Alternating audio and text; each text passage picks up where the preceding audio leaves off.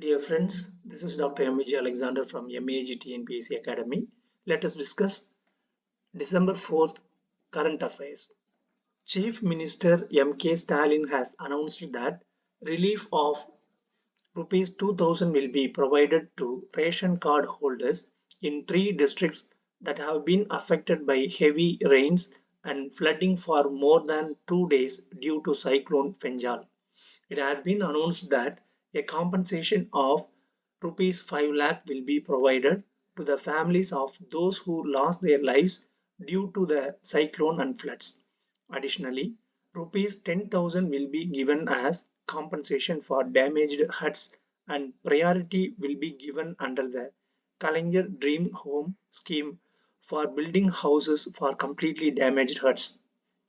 The government has instructed that if a marriage arrangement is made for a student below the age of 18 or even for themselves, they must report it by contacting the helpline number 1098 to prevent it. To promote the rights and well-being of persons with disabilities, the United Nations General Assembly declared December 3rd as International Day of Persons with Disabilities in 1992. The price of garlic, which is widely used for cooking, has skyrocketed.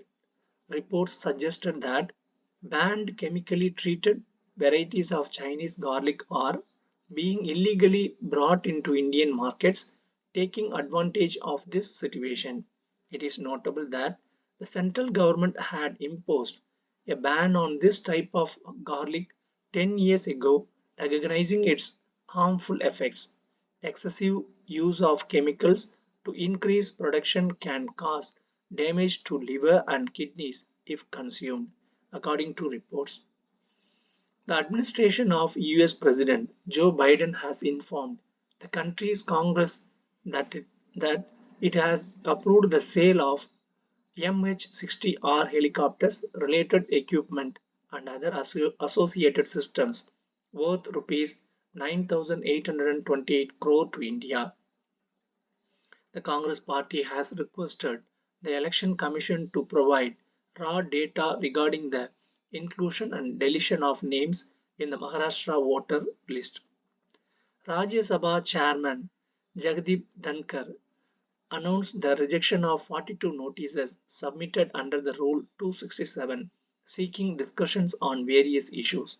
He also stated that this was the first time in the past 25 years that such a high number of notices had been submitted.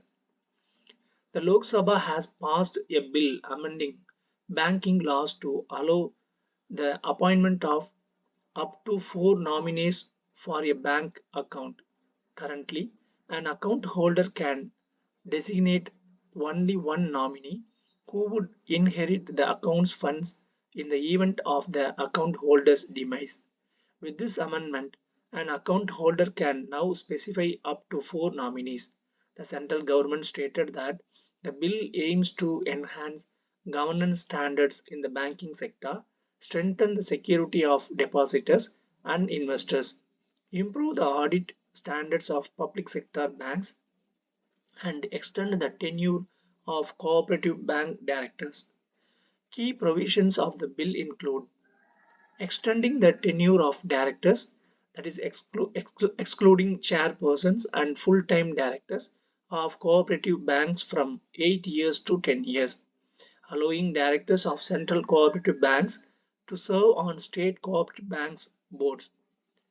Finance Minister Nirmala Sitharaman, who introduced the bill, explained that it proposes 19 amendments to various laws, including the Reserve Bank of India Act 1934, the Banking Regulation Act 1949, the State Bank of India Act 1955, the Banking Companies Acquisition and Transfer of Undertakings Act 1970 and 1980. Delhi High Court Chief Justice Manmohan has been appointed as a judge of the Supreme Court. Of the total sanctioned strength of 34 judges in the Supreme Court, 2 positions are currently vacant. With Justice Manmohan assuming office, the strength of the Supreme Court will rise to 33. It is noteworthy that the retirement age for Supreme Court judges is 65, while for High Court judges it is 62. In a hearing regarding petitions challenging the removal of the Chief Justice of India from the committee responsible for selecting the Chief Election Commissioner and other election commissioners, Chief Justice of India Sanjeev Khanna recused himself from the proceedings. In 2023, a law was introduced that removed the Chief Justice of India from the three-member committee responsible for appointing the Chief Election Commissioner and other election commissioners. Instead, the law facilitated the inclusion of a union minister in the committee. Previously, the three-member committee consisted of the Prime Minister, the Chief Justice of India, and the leader of the opposition in the Lok Sabha. Now, the committee includes the Prime Minister, a union minister, and the leader of the opposition in the Lok Sabha. Former Australian cricket star Sir Don Bradman's green cap was auctioned for rupees 2.63 crore.